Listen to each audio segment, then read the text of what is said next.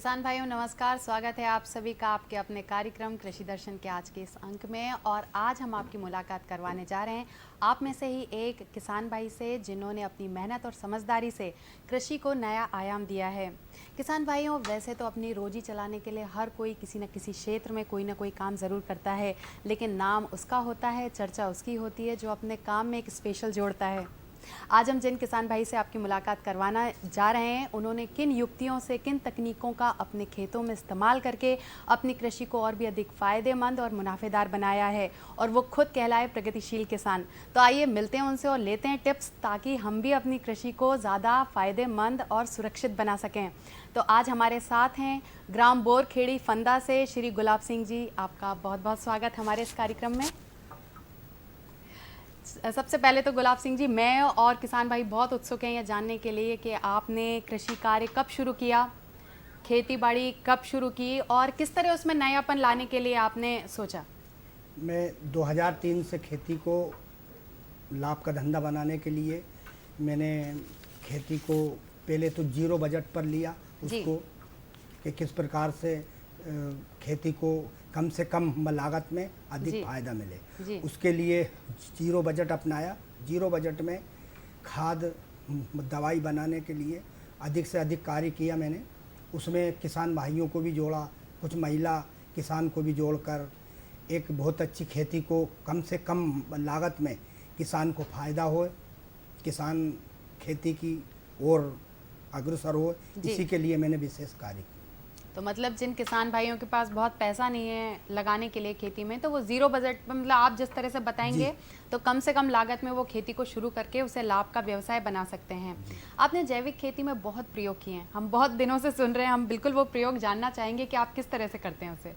जैविक खेती में मैंने सबसे पहले 2003 में फंदा फार्म से एक पक्षी टी बनाकर, उसमें पक्षी को बिठाने के लिए बनाई जाती है। अच्छा, वो टी आकर के जो खूंटी बनाते हैं।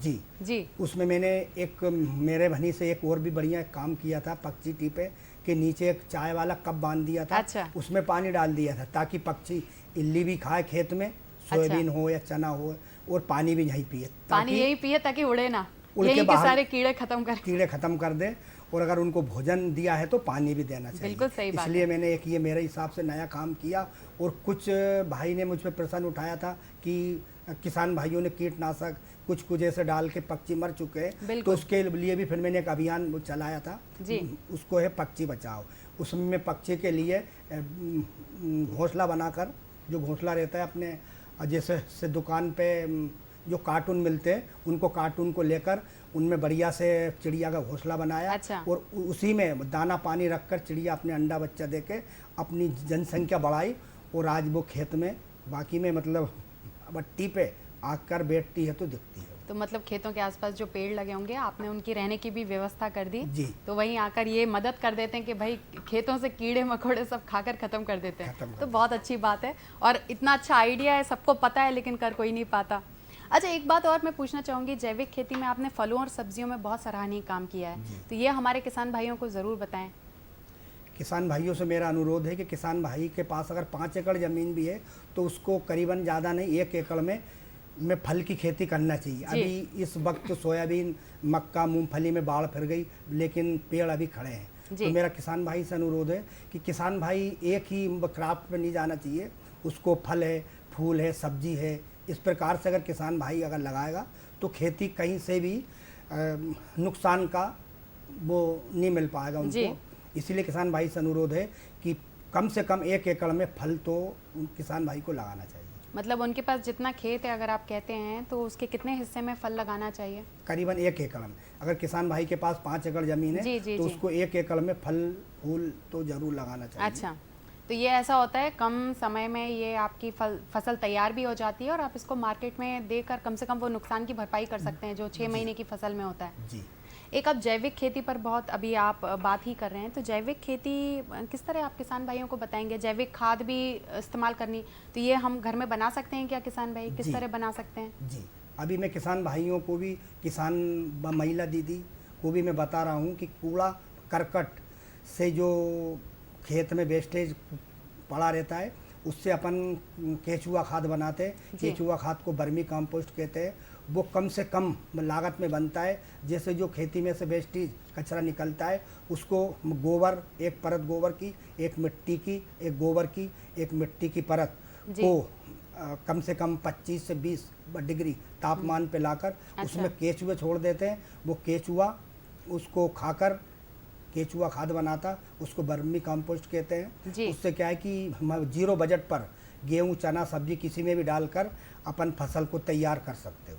तो ये केचुए भी कहीं मिलते हैं? केचुआ मिलते भी हैं और केचुआ बेस्ट डिकम्पोजर आता है।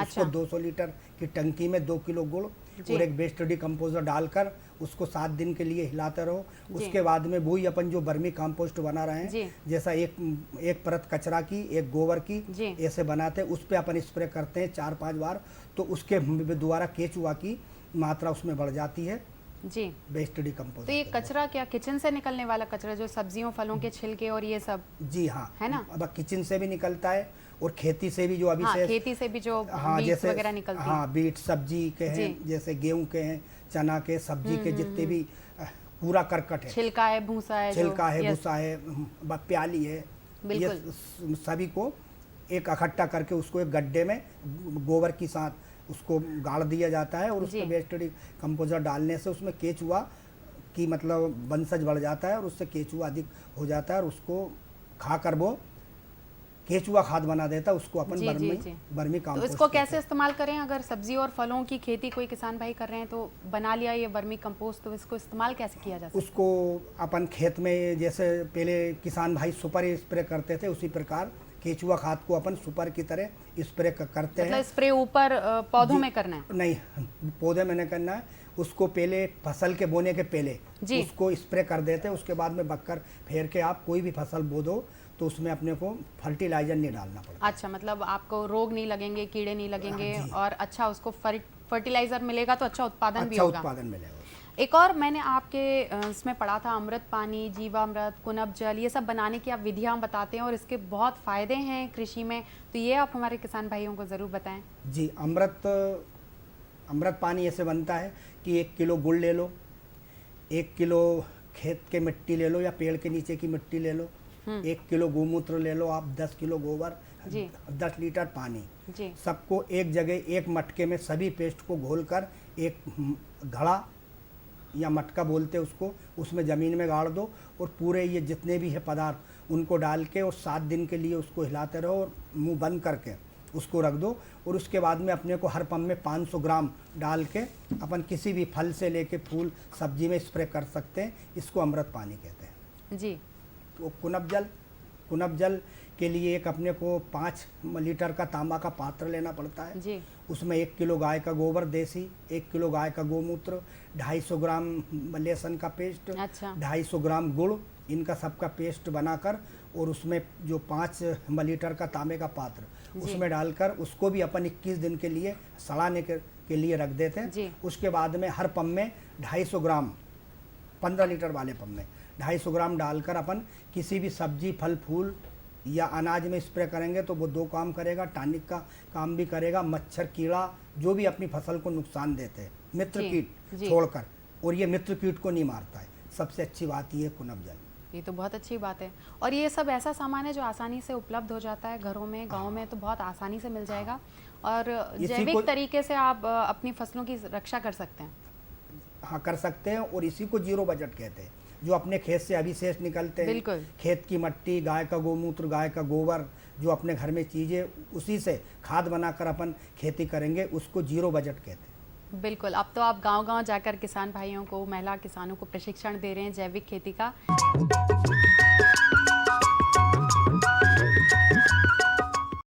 अरे भाई, सुना नहीं क्या?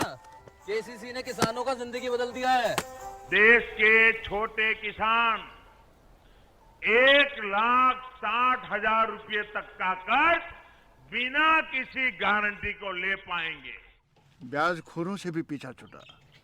मैं तो जैविक खेती का पूरा सामान मंगा लिया, केसीसी का भी कोई दबाव नहीं है। ब्याज चुकाने के लिए पूरा 1 साल मिलता है। समय पर भुगतान करने पर केवल 4% के सालाना ब्याज पे लोन मिल गया मुझे। अपना आधार कार्ड, लेटेस्ट फोटो और जमीन के कागजात लेके अप्लाई करो बस। और नामांकन भरने के लिए जेब भी ढीली नहीं करनी पड़ी।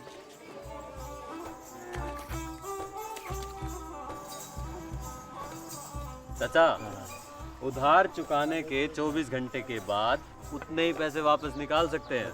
केसीसी ने किसानों की जिंदगी वाकई बदल दी है। तो आप भी किसान क्रेडिट कार्ड अपनाएं और सहजता से ऋण पाएं।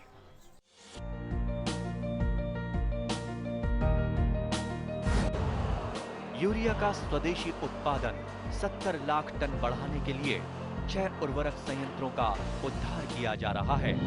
एफसीआईएल के गोरखपुर, सिंदरी, तलचर और रामागुंडम संयंत्र, एचएफसीएल की बरौनी इकाई और बीवीएफसीएल की नामरू फोर्थ। सोने पर सुहागा ये है कि देश में अब बनेगा सिर्फ नीम लेपित यूरिया, क्योंकि इससे होगा किसानों का फायदा ही फायदा। अनाज का उत्पादन 10% तक बढ़ेगा। बढ़ेगी 10 से 15% नाइट्रोजन क्षमता।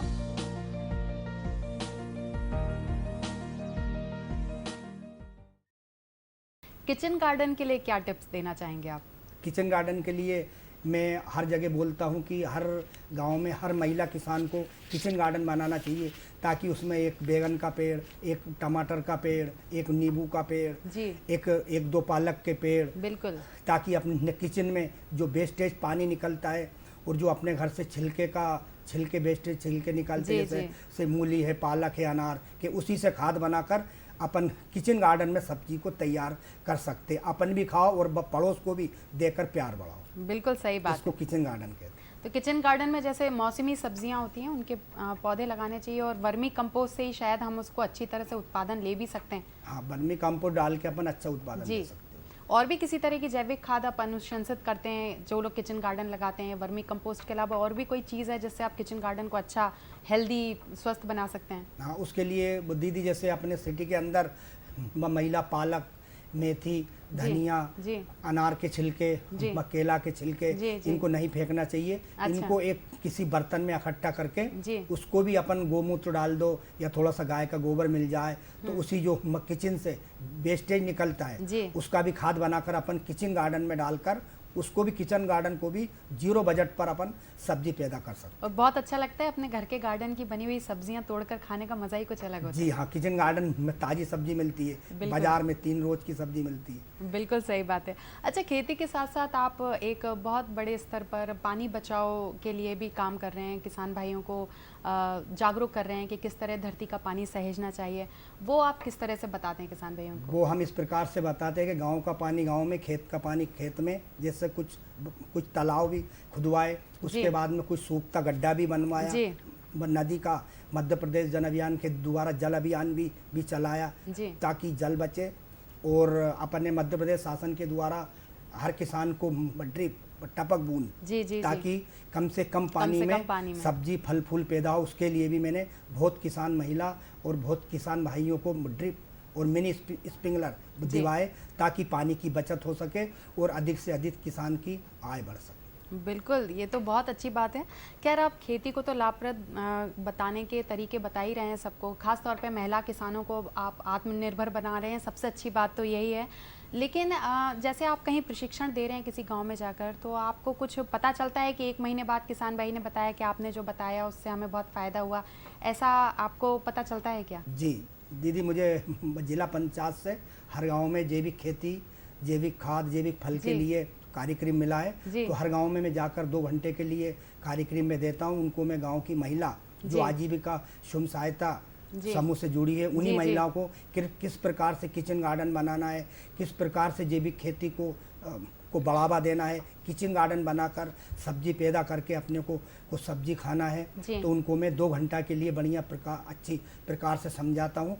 और फिर 1 महीना बाद से हम उसी बात को पूछते हैं तो महिला बहुत बढ़िया से समझाती है और कहती भैया हमने आपका कुनब जल भी बनाया, अमृत पानी भी बनाया, जैविक खाद भी बनाया, उससे हमें किचन गार्डन में भी अच्छा मुनाफा मिला और खेती भी में भी हमने डाला तो खेती में भी हमको बहुत लाभ मिला।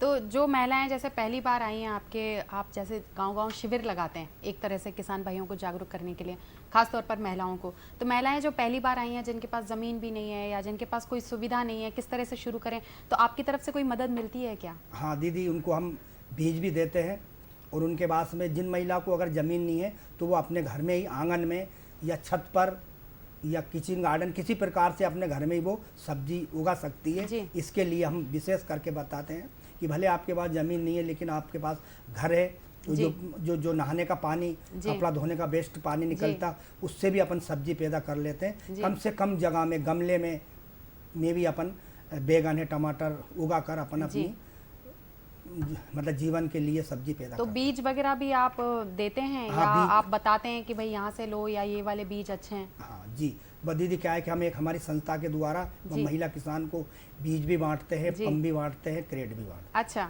तो इस मतलब संस्थान के द्वारा बांटते हैं, मतलब इसमें आप लोगों का कोई पैसा नहीं लगता, आप लोग अपनी तरफ से देते हैं ये? हाँ दीदी, हमारी तरफ से भी देते हैं और जी। महिला किसान से कोई पैसा नहीं लेते हैं। वो हमारी संस्था बना रखी है हमने, ऑर्गेनिक इंडिया है, आदर जैविक खेती है, जी, जी, उसके जी। द्वारा हम बीज देते हैं। तो ये तो बहुत अच्छी बात है, जीरो बजट पे कोई भी महिला किसान या कोई भी पुरुष किसान अपनी खेती शुरू कर सकते हैं और धीरे धीरे अगर आपके बताए अनुसार चलते हैं तो वो खेती में निश्चित ही लाभ कमाएंगे। अच्छा, जैसे हमने अब फलों और सब्जियों के बारे में तो सुना कि आप बताते हैं, इसके अलावा भी किसी और तरह की खेती करने की आप सलाह देते हैं महिला किसान भाइयों को? हाँ दीदी, मैं और एक खेती बताता हूँ, फार्मेनिशिंग और मिश्रित खेती।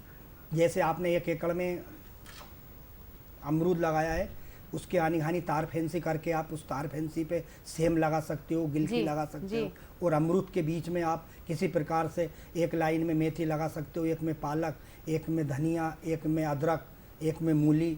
इस प्रकार से किसान को मैं मिश्रित खेती के बारे में भी बताता हूँ। जिनके पास अगर कम जमीन है, हाँ, मिश्रित वही मैं पूछना खेती चाह रही थी करके कि वो कम जमीन है तो? हाँ, उसमें वो मिश्रित खेती कर सकते हैं। कैसे कर सकते हैं? अगर कम ज़मीन है तो कैसे करेंगे उसमें मिश्रित खेती? अगर दीदी कम ज़मीन है तो मिश्रित खेती के लिए उनको प्लाट बनाकर थोड़े थोड़े में, जैसे कुछ में गेहूँ लगा लिया, कुछ में चना लगा लिया, कुछ में वो लगा ली, जैसे गेहूँ बोया उसमें अलसी के चांस लगा दिए। जी। इसी प्रकार से उसको मतलब फसल को मिश्रित करके बोया जा सकता है, उसको मिश्रित खेती कहते हैं। बहुत अच्छे आज टिप्स दिए हैं गुलाब सिंह जी ने। और किसान भाइयों, बिल्कुल उम्मीद है कि आप इनकी टिप्स पर काम करेंगे और अपनी खेती को इसी तरह बढ़ावा देंगे और भी ज़्यादा इससे लाभ कमाएंगे। गुलाब सिंह जी, बहुत बहुत आपका धन्यवाद हमारे इस कार्यक्रम में।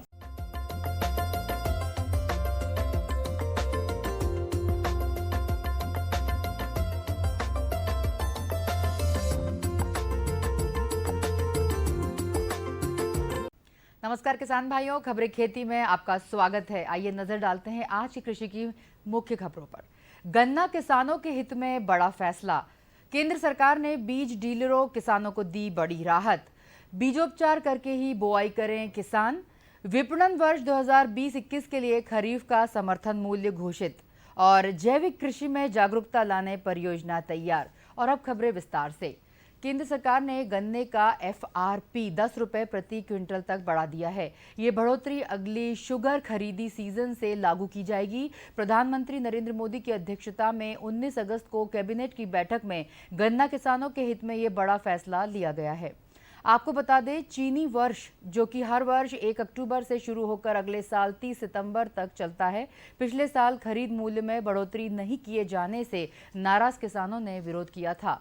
किसानों के लिए आई खुशखबरी। मोदी सरकार के इस फैसले के बाद गन्ना खरीद मूल्य 285 रुपए प्रति क्विंटल हो गया है। इससे पहले 2019-20 में 2018-19 की तुलना में खरीद मूल्य में कोई बदलाव नहीं किया गया था। केंद्र सरकार ने बीज डीलरों और किसानों को बड़ी राहत दी है। दरअसल केंद्रीय कृषि एवं किसान कल्याण मंत्रालय ने डीलरों के लाइसेंस की समय सीमा को बढ़ा दिया है और यह समय सीमा सितंबर तक के लिए बढ़ा दी गई है।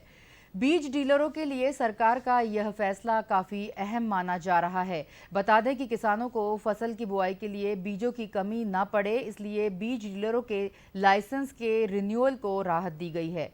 इसका असर किसानों और बीज विक्रेताओं पर पड़ेगा। अगर किसान बीज बेचते हैं तो इसके लिए कृषि विभाग द्वारा बीज लाइसेंस जारी किया जाता है। इसके लिए एक तय फीस जमा करनी होती है। इसके बाद लगभग 1 महीने में लाइसेंस बनकर तैयार हो जाता है। इसके जारी होने के बाद दुकानदार बीजों की बिक्री कर सकता है। बीज लाइसेंस 3 साल के लिए जारी किया जाता है। इसके बाद बीज विक्रेताओं को अपना लाइसेंस रिन्यू करवाना पड़ता है। इसके लिए भी एक तय फीस जमा करनी पड़ती है। जानकारी के लिए बता दें कि सरकार बीजों को लेकर समय समय पर जागरूकता अभियान चलाती है। इसके तहत किसानों को सलाह दी जाती है कि कृषि विभाग द्वारा जारी लाइसेंसधारी दुकानों से ही बीज खरीदें। इसके साथ ही हमेशा बीज कृषि वैज्ञानिकों से खरीदें। इसके अलावा बीज खरीदते समय दुकानदार से पक्की रसीद जरूर लें। बीज के पैकेट को अच्छी तरह से देख लें। इसके पैकेजिंग डेट की भी जांच कर लें। बीज की एक्सपायरी डेट तो नहीं आ गई है, ये भी देख लें। अगर बीज की गुणवत्ता खराब लगती है तो तुरंत कृषि अधिकारी से संपर्क करना चाहिए। कोविड-19 के बीच किसानों की आमदनी बढ़ाने के लिए केंद्र सरकार ने खरीफ विपणन वर्ष 2020-21 के लिए कृषि लागत एवं मूल्य आयोग की सिफारिश के आधार पर खरीफ फसलों का समर्थन मूल्य घोषित कर दिया है। सबसे अधिक 755 रुपए प्रति क्विंटल की बढ़ोतरी रामतिल में की गई है। वहीं सबसे कम मात्रा 53 रुपए प्रति क्विंटल की बढ़ोतरी धान की फसल में की गई है। खरीफ में धान सोयाबीन के बाद मक्का अधिक रकबे में बोई जाती है। इसी प्रकार धान, अरहर, उड़द, मूंग एवं कपास फसलों के न्यूनतम समर्थन मूल्य में भी बढ़ोतरी की गई है। सोयाबीन के समर्थन मूल्य 170 रुपए प्रति क्विंटल बढ़ाए गए हैं, जिसके कारण सोयाबीन अब 3,880 रुपए प्रति क्विंटल बिकेगी। प्रधानमंत्री नरेंद्र मोदी की अध्यक्षता में बीते दिनों आर्थिक मामलों की मंत्रिमंडलीय समिति ने खरीफ 2020-21 के लिए खरीफ फसलों के समर्थन मूल्य में 53 से 755 रुपए प्रति क्विंटल तक की बढ़ोतरी की गई है। जैविक कृषि में जागरूकता लाने परियोजना तैयार। किसानों को जैविक कृषि में व्यापक जागरूकता लाने के लिए विज्ञान एवं प्रौद्योगिकी विभाग की पहल पर एक प्रभावशाली परियोजना प्रारंभ की गई है। इस परियोजना के मूल में स्वस्थ मिट्टी, स्वस्थ फसलें, स्वस्थ मानव की अवधारणा पर आधारित है। किसानों के खेतों में मिट्टी के जैविक घटकों का संपोषण एक महती आवश्यकता है, जिससे मिट्टी पोषक तत्वों की सतत चक्रीय प्रणाली का पालन करते हुए फसली पौधों को सम्यक मात्रा में न्यूट्रिएंट और मिनरल तत्वों को उपलब्ध करने में सक्षम हो। ऐसी व्यवस्था से उपज बढ़ाने के साथ ही साथ मिट्टी का स्वास्थ्य भी सुरक्षित रखने में किसानों को सुविधा होगी। परियोजना प्रभारी के अनुसार वर्तमान में खेतों की मिट्टी से जुड़ी किसानों की समस्याओं के निदान से न केवल खेती की लागत में कमी लाई जा सकती है, बल्कि मिट्टी के उपजाऊपन में भी उत्तरोत्तर सुधार लाया जा सकता है, जिससे मिट्टी की जैविक क्षमता में वृद्धि, खेतों में सूक्ष्म जीवों से संपोषित मिट्टी को विकसित, कार्बनिक यौगिकों में बढ़ोतरी और रासायनिक उर्वरकों की उपयोगिता को कमतर किया जा सकता है। परियोजना को जैव प्रौद्योगिकी विभाग द्वारा स्वीकृति प्रदान कर दी गई है। बीजोपचार करके ही बुआई करें किसान। खरीफ फसलों की बुआई मॉनसून आगमन के साथ ही हो जाती है। कुछ फसलों जैसे कपास और मूंगफली को छोड़कर अधिकतर फसलों की बुआई का समय 15 जून से 15 जुलाई के बीच माना जाता है। बुआई के पहले के सबसे प्रमुख कृषि कार्यों में एक बीजोपचार कार्य भी है, जिसके लिए किसान भाई फसल बुआई के पूर्व खेतों में पलेवा यानी बुआई पूर्व पानी देवें और उचित नमी हो जाने पर बीजों की बुआई कतार में करें। बीज बोने से पूर्व बीजों को FIR विधि से क्रमशः कवकनाशक, कीटनाशक व राइजोबियम कल्चर से बीज उपचारित करके बोएं। तो किसान भाइयों, खबरें खेती में बस इतना ही। अब मुझे आज्ञा दीजिए। नमस्कार।